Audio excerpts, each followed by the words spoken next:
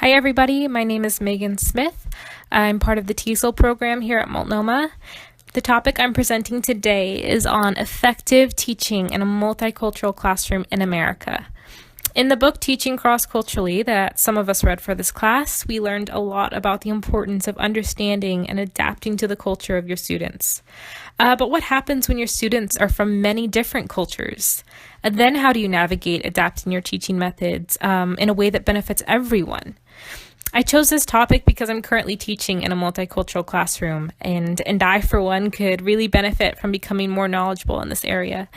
I love my students, and I want each of them to be successful. And this means that I have the responsibility to educate myself and to try to help them in every way that I can. And understanding culture and adapting my methods and activities accordingly is a key part of effective teaching. So, as I said, I'm currently teaching in a diverse multicultural classroom. This is my second year volunteer teaching at the Pamoja House in Lake Oswego. The Pamoja House is an incredible nonprofit that serves immigrants and refugees in the Portland area, part of that being ESL teaching. Last year, I taught a class of level 3 women, and this year I've been teaching level 2 women. So I have here a picture of my class from last year. Last year, I had up to 10 different countries represented in my classroom. Somalia, Mexico, South Korea, China, Afghanistan, Libya, a lot of different distinct cultures and languages. But sometimes this diversity makes things a little tricky.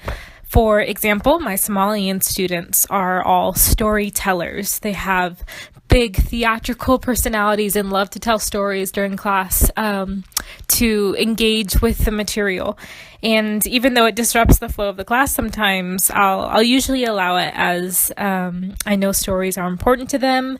It's an effective way of getting them to use English in a authentic and meaningful way. For some of my other students, like my Asian students, they have a very different expectation about teacher-student roles and how class time should go.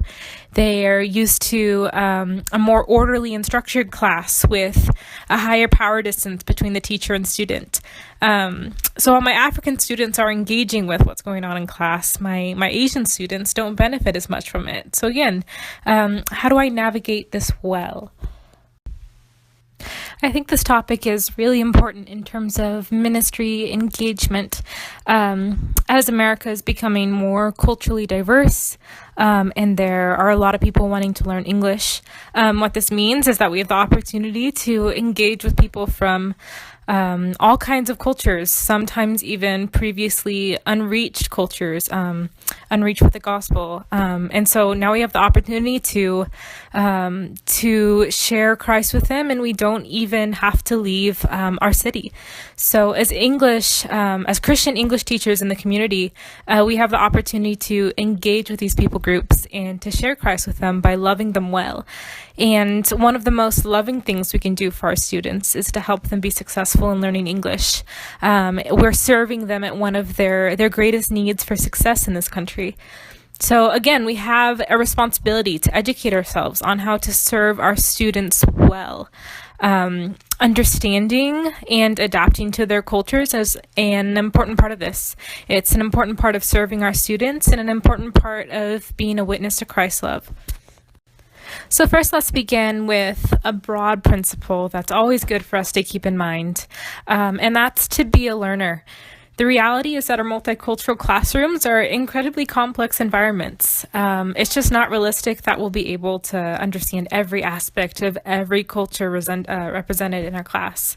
However, if we come with the posture of a learner and are actively trying to understand and adapt for our students, we're off to a good start. So ask questions, take initiative to read up on various cultures, pay attention and notice what activities work well for which students. Write it down, maybe even keep a journal of cultural observations you make and try to make some conclusions from that. And this brings me to my second point, to identify broad cultural distinctives. Of course, we never want to stereotype our students. We want to recognize that within cultures, there are many subcultures and many variations and exceptions.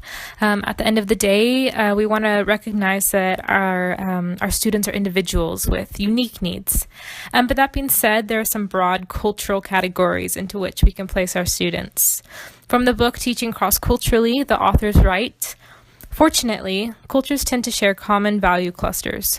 While Chinese, Japanese, and Korean cultures have many significant differences, they share a common Confucian heritage for family and educational values." As another example, cultures from Africa tend to really value relationships and community, so collaboration and strong relationships are key in the classroom. Many of our students will be able to fit into some broad categories, such as collectivism versus individualism, a lower power distance versus a higher power distance, or honor-shame cultures versus guilt and innocence cultures. My third point is that as much as possible, we should try to identify at least a few specific cultural points for the different cultures represented in our classrooms. Some example of these cultural keys would include religion, family, gender roles, classroom and education expectations, authority, history and tradition, time orientation. Just by taking the time to educate ourselves a little bit on some of the key points of our students' cultures, we can better understand them and better adapt our classrooms to their needs and avoid putting them in uncomfortable positions or causing them to lose face. For an example, we would know to be sensitive about putting Muslim men and women together in pairs, as that might be inappropriate or really uncomfortable. We would also know to be sensitive about being overly direct with or calling out the mistakes of our students in front of the class, our students from Asian cultures, in order to guard against bringing shame to them. So those are some basic principles, but let's get a little more practical. Knowing the cultural backgrounds of our students, how can we take this knowledge and apply it in our classrooms so we can best serve and teach our students? The first thing I want to talk about is including all cultures. This begins with being aware of ourselves and the culture we bring into the classroom. In the book Teaching Cross-Culturally, the authors discuss the possibility for teacher bias, that a teacher might be biased towards certain kinds of students or teaching methods or classroom cultures. I've seen this play out in my own classroom. As I shared earlier, many of my Somalian students are really outgoing, they're funny, they're loud, and this fits well with my own preferences. I enjoy the back and forth dialogue between my Somalian students. It suits my low power distance preferences. It's friendly, it's comfortable, it engages them in authentic, spontaneous language use.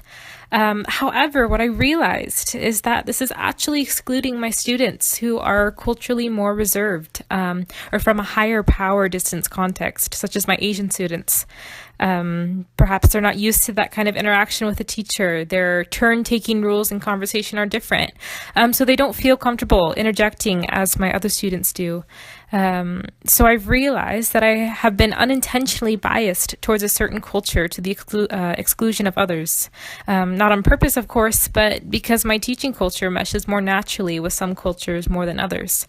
So I've had to adjust in order to include all cultures to allow space for everyone to feel comfortable speaking, so everyone in my class benefits, not just certain cultures.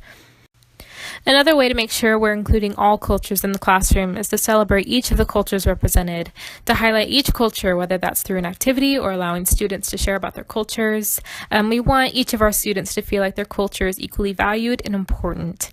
It's also an opportunity to encourage cultural awareness and acceptance among and within our students. In the book Teaching Cross-Culturally, the authors put forth this idea of the 150% person, someone who has given up parts of their own culture in order to take on parts of a new culture. I think this is a helpful idea for teaching in a multicultural classroom.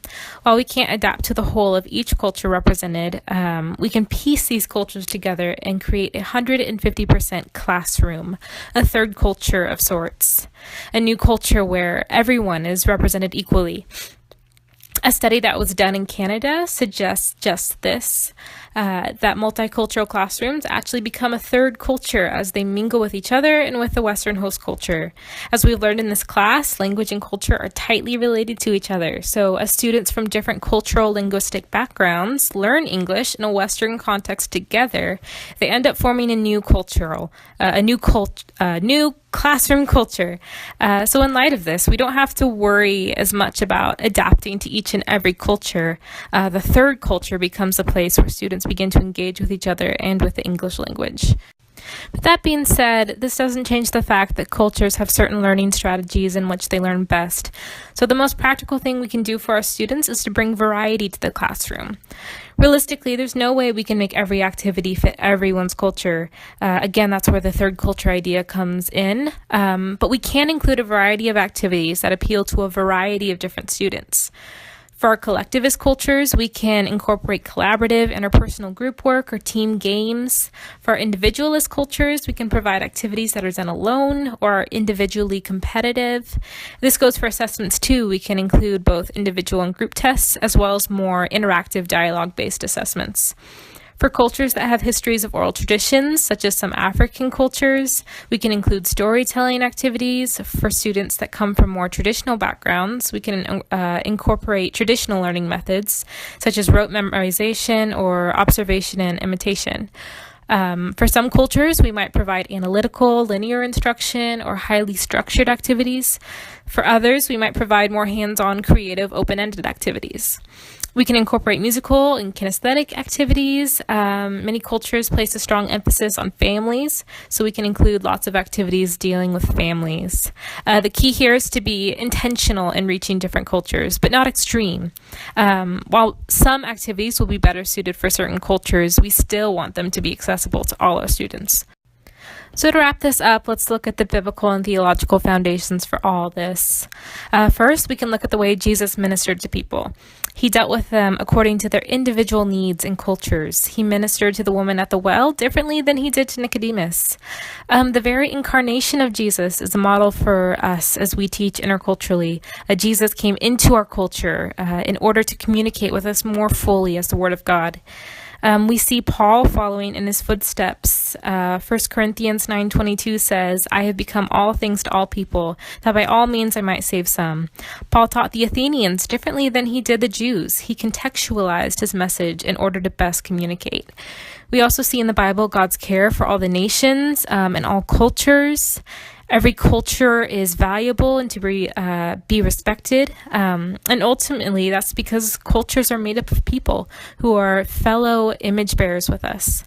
The Bible also forbids us from favoritism, which means we must be careful to examine our teacher biases and to teach to include and benefit all cultures. Lastly, Colossians 3:23 says, "Whatever you do, work at it with all your heart as working for the Lord." As English teachers, we should work hard to become better teachers with the intent of loving our students to the very best of our abilities. Our excellence in teaching is a reflection of God's heart and a key part of serving our students. All right, so that's all I have.